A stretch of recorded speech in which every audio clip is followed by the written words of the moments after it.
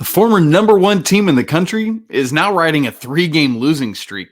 And to be honest with you, given all the circumstances heading into this matchup with Indiana, it was the most likely outcome. You are Locked On Tar Heels, your daily podcast on the UNC Tar Heels, part of the Locked On Podcast Network, your team every day. Hey there, it's Thursday, December 1st, 2022.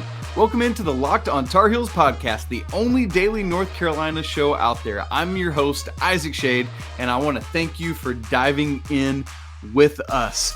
Today on the show, I want to look at, is it time for a lineup change? I've heard a lot of you saying that, and I want to process that. It's also time to start thinking about, is Carolina's NCAA Tournament status in any kind of jeopardy? I know some of the fan base is looking at that. We're going to talk about it. But first, I want to get into our Four Corners recap of Carolina's 77-65 loss to Indiana. For those of you who are new to the show, recapping every basketball game, I give a Four Corners recap where I just highlight 4 things I thought were really important in the game, and it's a way to honor Coach Dean Smith, as well as giving my shady stat of the game. So we'll do that. Also, first, we did a live postcast on YouTube after the game, and there was an Indiana fan all up in the comments on it. It's kind of hilarious. A Mike Woodson homer. It's awesome. But he was asking me what's going on with my hair and if I put it in rollers every morning. And so for those of you that are listeners only and don't watch the show at all, I have this really long, naturally curly hair. I'll show it close to the camera for anybody who's watching. That is just my natural hair. God did this to me is what I always say. So anyway, love the Hoosiers fans getting all up in a tizzy about my hair. Deal with it. Love that. Okay, here we go. Four Corners recap of this game. You ready? Number 1. This is what I said off the top. To me, the 2-game losing streak turning into a 3-game losing streak was quite frankly the most expected outcome, the most likely outcome, perhaps I should say. And so what I want to do is, I know there's a lot of you out there that are probably moving at warp speed, freaking out. So let's just take a big group communal pause for a deep breath. You ready? 1, 2, 3. Now, doesn't that just feel a little better to stop and not get all hyped up and hot and bothered about it? But very seriously, heading into this Indiana game, just think about the circumstances that Carolina has been through. You are a college student who lives in the Eastern time zone. You fly to Portland, Oregon, and then you play on Thanksgiving morning at 10 a.m. local time. You win a close game against a team that's better than a lot of people give them credit for. And then the next day you come out and lay an egg against Iowa State, who frankly you should have beaten if you had more energy, and you would have. And then 2 days later, you play Alabama, much tougher, but ultimately lose. Another game you should have won, but it's 4 overtimes, so that's part of it. Not to mention, it's a few guys playing all those minutes, and then you turn around, you don't even come home to Chapel Hill. Again, college students near the end of a semester head straight to Bloomington, Indiana, turn around and play this game in a hostile environment. You got Leaky Black that's banged up. You got Armando Bacot, who's coming off of some sort of shooting pain in his leg, not to mention getting his shoulder banged up early in the game. We'll talk about that more in a minute. And then you've got other guys who've just played a ton of minutes.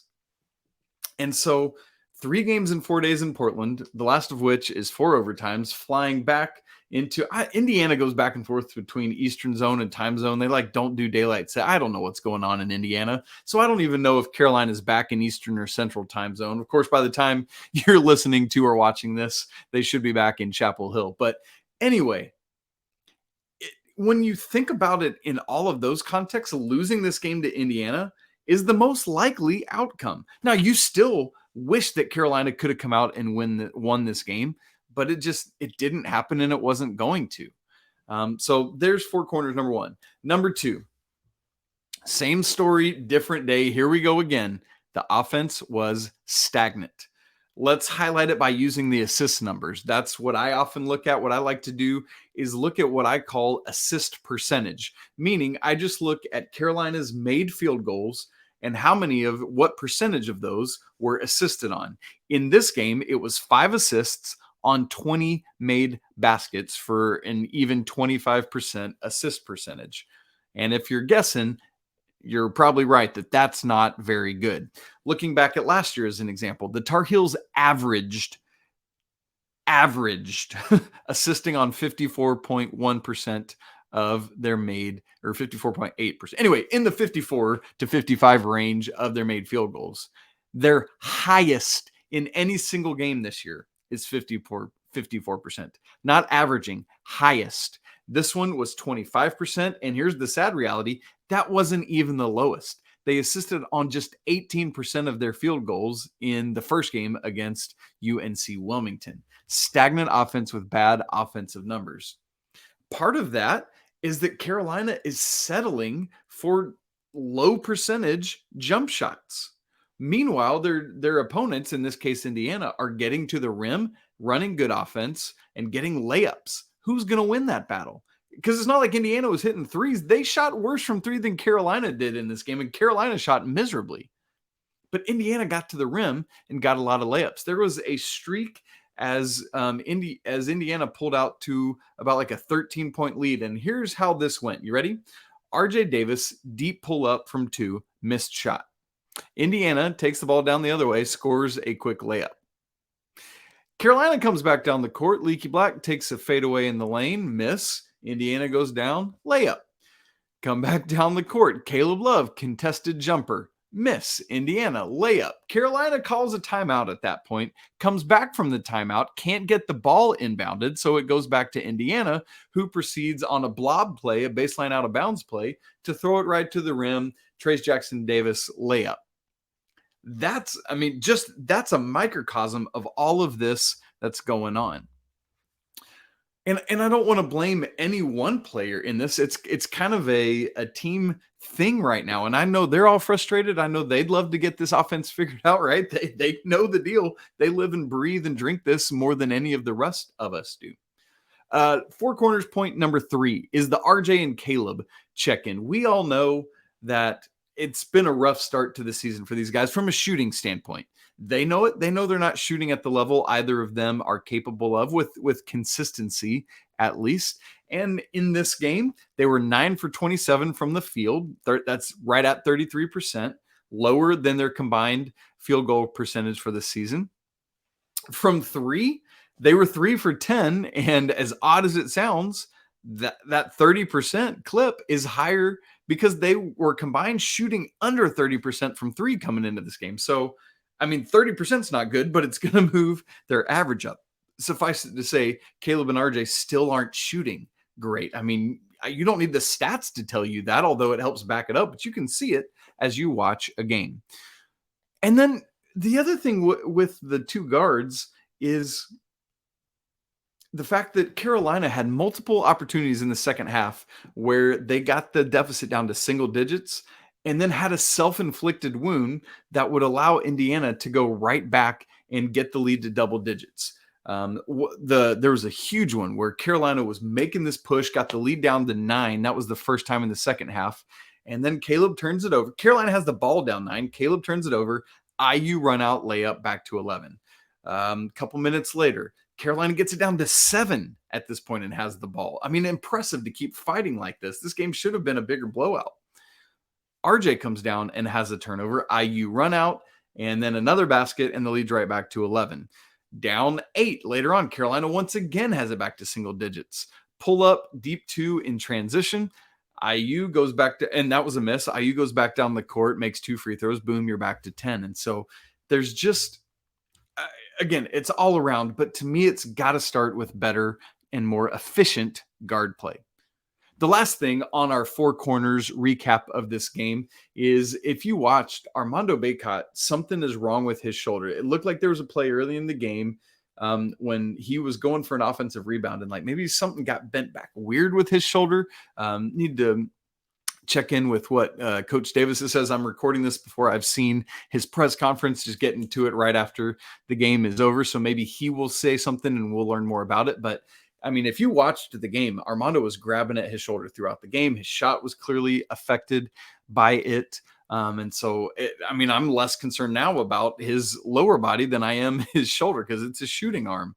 But this dude is tough. He's a warrior. I mean, clearly you've seen that throughout his career. Still finished with a double-double. Has 4 now in his last 5 games after starting off the season. 0 for 3 in the dub-dub category. And by the way, Pete Nance had his first UNC double-double in this game.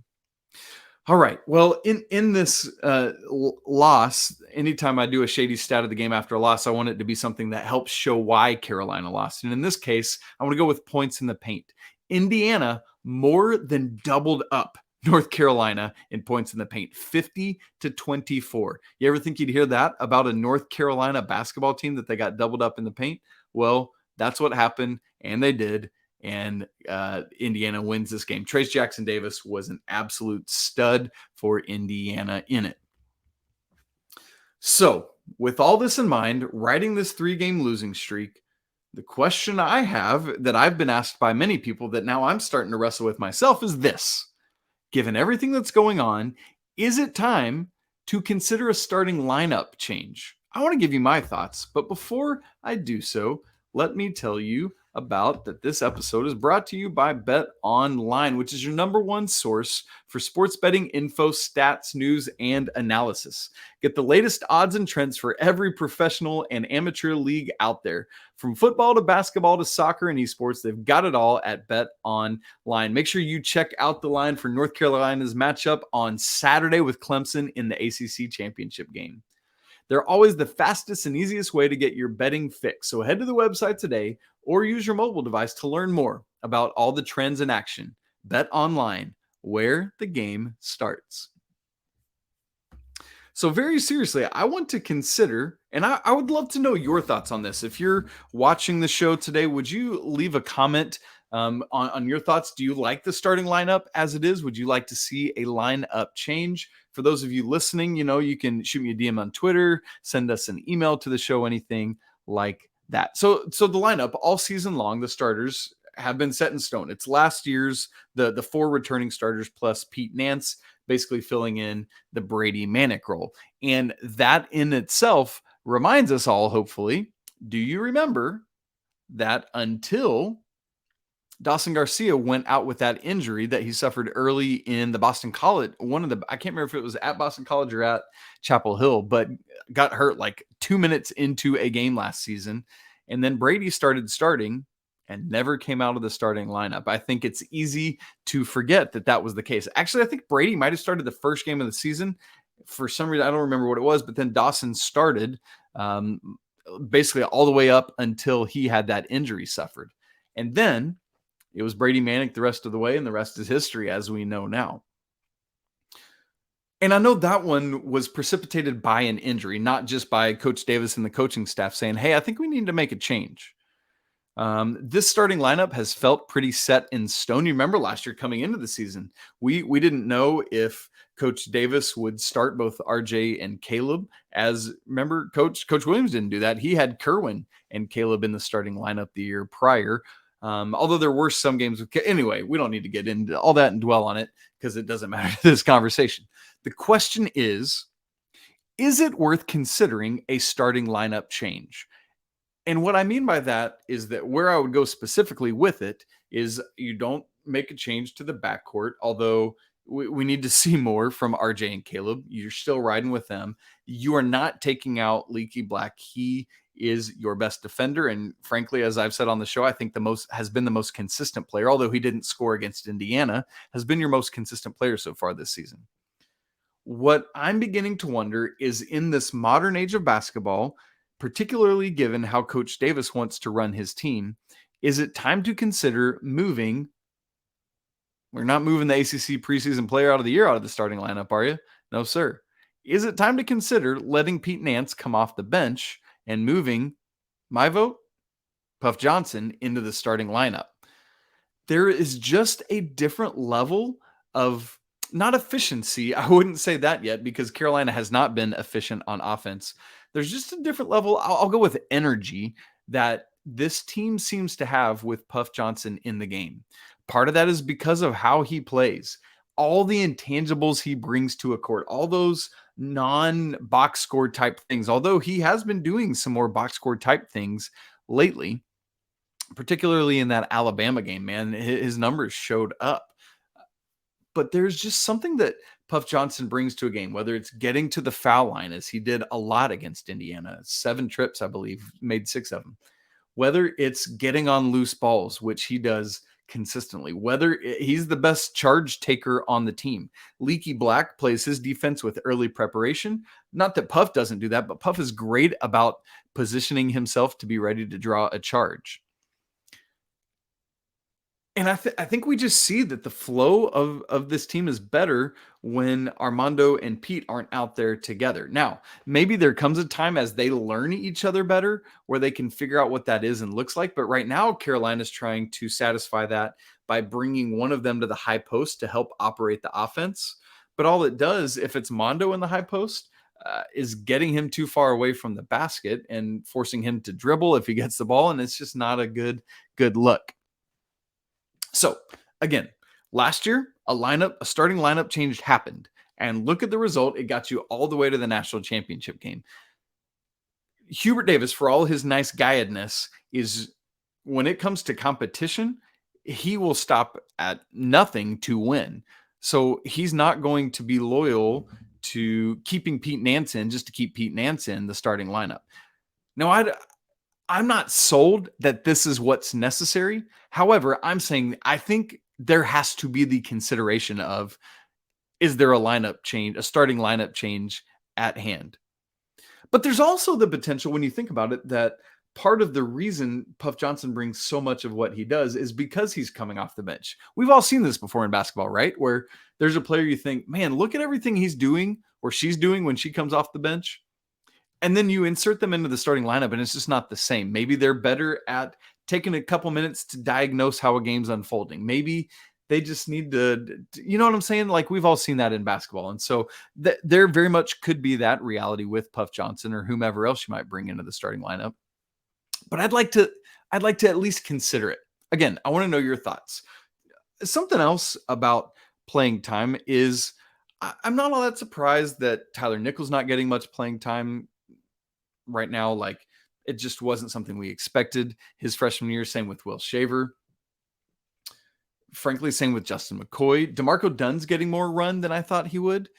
And you know whose run I think he's taking the place of? Dontrez. Dontrez's style is not seeing the court. The only time he's seen the court in the last 3, 4, 5 games was in the Alabama game out of almost necessity because of foul trouble. Let me suggest to you about Dontrez that there might be something going on.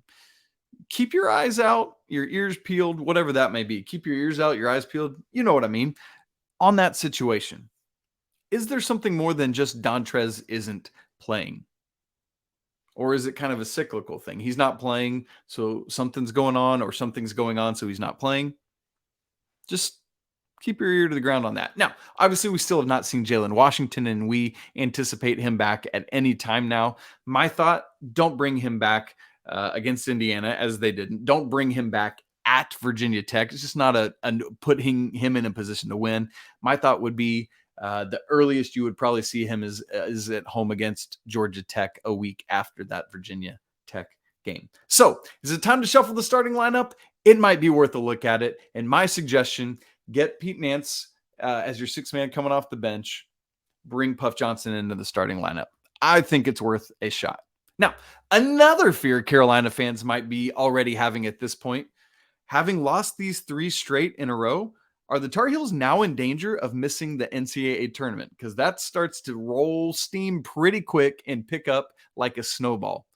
Are the Tar Heels going to make the NCAA tournament? I'll give you my answer right after I remind you to make your second listen today, Locked On Sports Today. From the games that matter the most to the biggest stories in sports, go beyond the scoreboard and behind the scenes with local experts and insights that only us at Locked On can provide you. Locked On Sports Today, available on YouTube and wherever else you get podcasts. All right, very seriously, let's have this conversation. Is North Carolina, because of where they're at right now at 5-3, in danger of missing the NCAA tournament? Same thing as the last one. I want to hear your thoughts on this. I'm going to give you mine very succinctly after I give you a second to think about your answer and comment. My answer? No. Now, Have they hurt their potential seeding? 100% they have by not. I don't think losing to Alabama hurt you that much. And frankly, losing to Indiana doesn't hurt you that much. But like the Iowa State game, that might be a seed bump or a seed drop, as it were. And I think that's part of it too.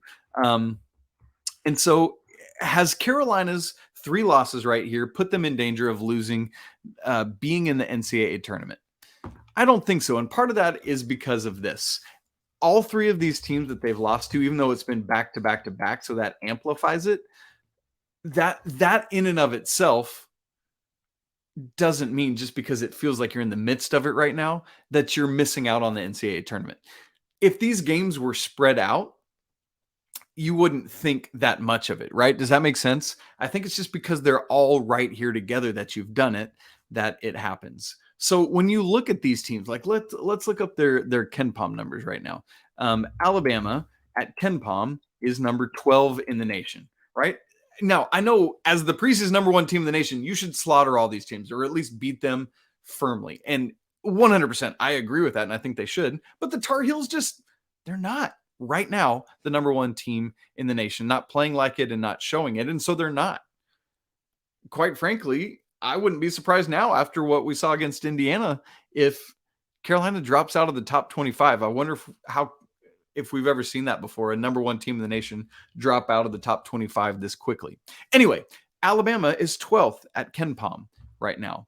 Indiana, I believe, is 11th, right above them. No, Indiana's up to 8 at KenPom now. And so, you don't want to lose basketball games, but if you're just losing to the teams ranked 8th and 12th and at KenPom, and I think Iowa State is 48th, so that's not ideal, but it's definitely not I think that's going to be a quad 1 loss when we start getting all that quad talk again, and forgive me that we're going to eventually be there. So I think that's the thing. You're not worried about these losses as losses that keep you out of the NCAA tournament. None of them are bad. In fact, because of how close you've kept them, because of the fact that you've been in them, that's great. But the problem becomes if you never win any of these big games. You know what I mean? And that's kind of what Carolina dealt with last year. Up until they made that February 1 run, they hadn't beaten any tournament teams. They had a Michigan win in the ACC Big Ten Challenge, but Michigan fell off a cliff more than Carolina did last year. Speaking of the ACC Big Ten Challenge, somehow the ACC won this thing, and this is the very last year of the ACC Big Ten Challenge ever. Not North Carolina, they lost, but the ACC pulled it out. Who cares? But conference pride, woo, whatever. So, but here's the thing for these Tar Heels right now: this 3-game losing streak. I don't know if you've looked ahead at the schedule. I have. You want to hear what's coming? An opportunity in which Carolina could very much drop a 4th in a row, because Sunday, the schedule does not get any easier. They head to Blacksburg to take on Virginia Tech. Now, if you think back to last year, that was the site, Blacksburg was, of a big turning moment for the Tar Heels, where they're getting on last year's run, trying to come back from that loss to Pittsburgh at home, which was so bad that you didn't want to see. And as they get on that run, one of their big wins in that stretch was at Virginia Tech. There's versus Virginia Tech. I'm looking back at this. Oh, it was the very next game. So Carolina loses to Pittsburgh, and you're thinking at home, and you're thinking, boy, this team that's already bubblish is now even more so because of losing to Pittsburgh, which is like a quad 2, quad 3 loss. And your next game, now you got to go to Virginia Tech and try to beat the Hokies. And Carolina went up there and beat them by 8 points in Blacksburg. And that's what started them on that stretch. Because then 1, 2, 3, 4, 5, 6 games they won in a row, starting with that game at Virginia Tech before they lost, funnily enough, to Virginia Tech in the ACC tournament semifinals. So, just like last year, Carolina has a big opportunity to go to Virginia Tech, even though it's a tough game, and kind of right the ship. And if you do that, you don't really get a reprieve after that. But after that, you have a week off till you host Georgia Tech for your second ACC game. And any ACC game is tough, but You shouldn't. I mean, Georgia Tech's lost to Utah, Marquette, and Iowa so far this season. And then after that, your next game is at home against the Citadel, who is the worst team the Tar Heels will play all season. It's the only team currently ranked outside of the Ken Palm 200. And so you feel like if you can get past Virginia Tech, you really put yourself in a great position to maybe win 3 in a row. And then after that, the schedule toughens up again. You go play Ohio State at Madison Square Garden in the CBS Sports Classic, and then Michigan in this inaugural Jumpman Classic. And then right after that, you're into the ACC play the rest of the schedule. So, man, you really, really feel like you've got pressure to win this Virginia Tech game, because if this snowball keeps rolling, you do then start to worry about NCAA tournament, and where you're sitting at. Will you make it? I think as long as Carolina continues to not take bad losses, they got to win the games they should, but they need to win. I mean, Carolina, that's the thing though. Even in saying that, I hear me saying it, that Carolina should be winning these games, and that's what they need to do. And that's going to start on Sunday at Virginia Tech. Big turnaround. We need to see it from the Tar Heels. Hopefully Armando Bacot's shoulder's good to go. The team gets some sleep back in their own beds after being on the road for essentially over a week at this point. Well, friends, that's it for today's episode of Locked on Tar Heels, coming off of a frustrating loss. Another team coming off a couple frustrating losses is the Carolina football team. On tomorrow's show, we've got an interview for you with Cedric Gray, Carolina's starting linebacker, the third leading tackler in the nation, and a newly minted first-team All-ACC player. You can follow the show on Twitter at Locked On Heels. You can follow me at Isaac Schade. If you've enjoyed this show, if it's helped grow your knowledge of the Tar Heels, would you consider subscribing to the show? That would mean so much to us. Really helps out with all the YouTube algorithms and all that kind of stuff. Would really, really appreciate it. Thanks for making Locked on Tar Heels your first listen. For your next listen, check out Locked on Sports Today. Biggest stories of the day, plus instant reactions, big game recaps, and of course, the take of the day. It's available on Odyssey, YouTube, and anywhere else you get podcasts. Really means a lot to me that you would spend part of your Thursday hanging out, listening even after a loss, or watching whatever it may be. And I want to remind you, even in the midst of a 3-game losing streak, it's always a great day to be a Tar Heel. Right? Right. Until tomorrow, peace.